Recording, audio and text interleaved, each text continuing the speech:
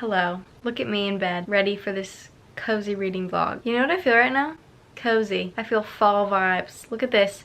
Brown collared shirt.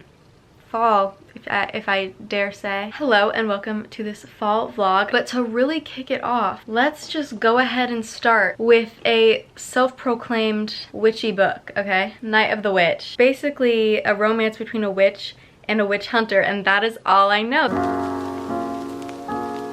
Sitting by the fireplace for the vibes. Just kidding.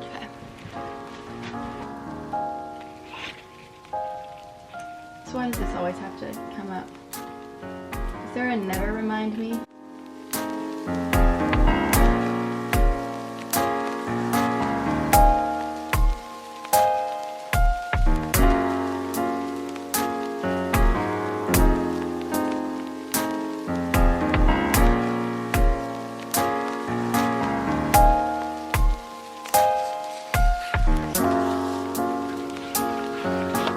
I thought the Otto was maybe like faking being a witch hunter and he was actually a good guy. Like, I think I was holding on to that hope.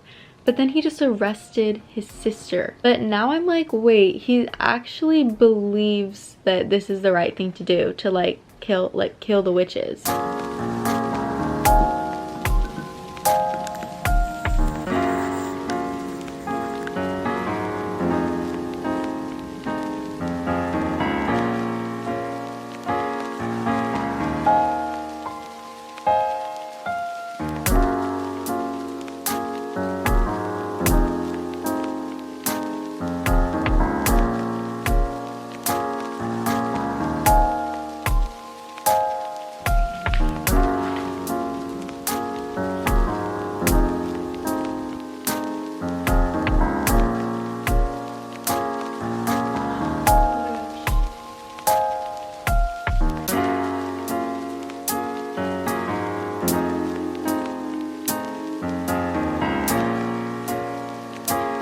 The story is getting better and better.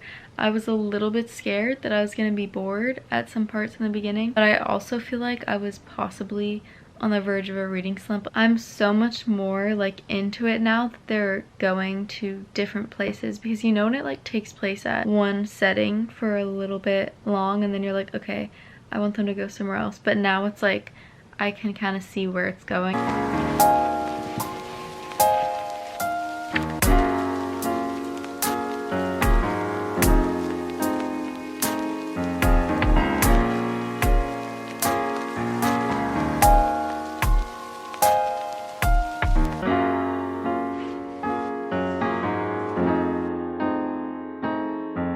I really like the concept and I like reading about witch trials and stuff. I think it was just a little bit felt like it fell flat for me, just a little. But at the same time, I feel like I need time to really think about the rating. I did like it and I felt like I didn't want to stop reading at a lot of points in it. So I feel like I don't know, I would still recommend it to people. I would just kind of give them all the info about it as I'm recommending. Starting my next fall book, because it's an audiobook, so I'm just gonna listen to it while I'm doing stuff. I tried to get the physical copy, but I could not find it anywhere. I'm listening to Funny Feelings as an audiobook. This definitely has a lot of fall vibes right now. They just were at a pumpkin patch.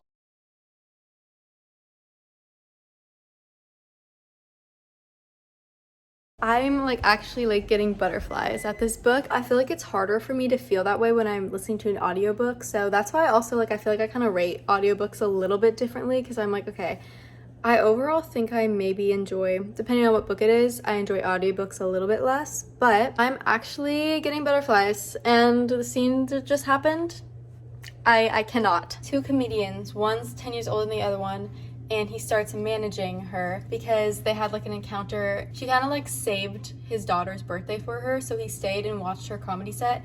He really liked it, so now he's managing her, and he's been managing her for years. Present day, they're best friends, both kind of secretly in love with each other, but didn't tell each other. They start fake dating. Guys, it is so good. The tension right now is off the charts. It is off the charts and I'm loving it. That was the last clip of me talking about Funny Feelings, but I did end up finishing it and I loved it and enjoyed it. I would recommend it. It was super funny and just a lighthearted, fluffy fall romance. For my next cozy read, I'm gonna be reading Love Theoretically. Here's my cozy outfit.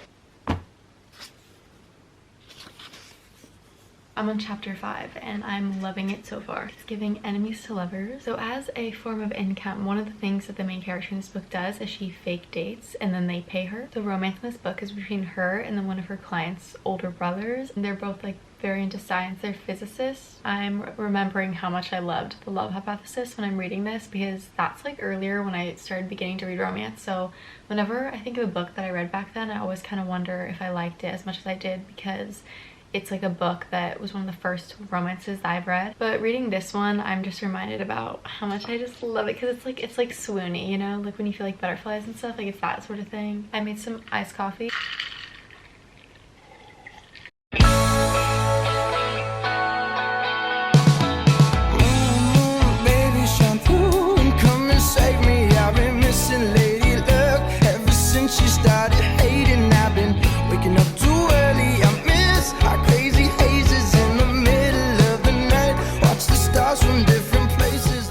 This is going by so quickly. It just feels like such an easy read. I would say right now this book is on track to be 5 stars. I don't know how the rest of it's gonna go, but I'm really liking it so far. The tension's just really, it's there. It's done really well, and I love the 2 main characters in it. So it has like everything that I want to have at this point.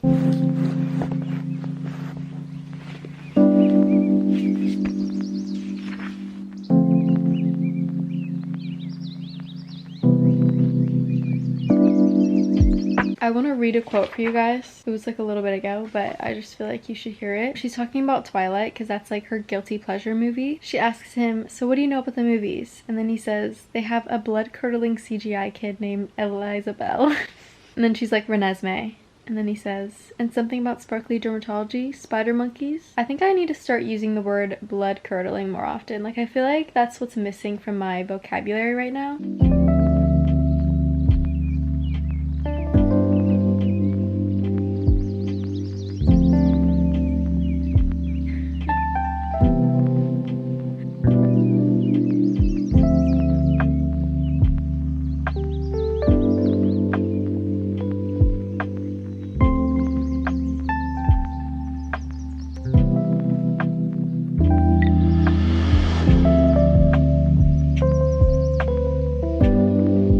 Day I've been reading and I only have this much left. I absolutely love it so far. It's amazing and I think it's gonna be 5 stars for me. Such a good book. I'm so happy that I picked this up. I just finished it. So good. 5 stars. I love this book. It's so good. I think I'll have to read Love Hypothesis, but I think I actually liked this one more. You know you like it when you read the author's note. 100% recommend. I stayed up way too late reading this. That concludes this video. Thank you so much for watching. I really appreciate it. If you want to follow me on my socials where I talk about books, on those too, they're in the description. And please like this video if you liked it and subscribe to my channel if you want to see more of my videos. Alright, I'm gonna go to bed now.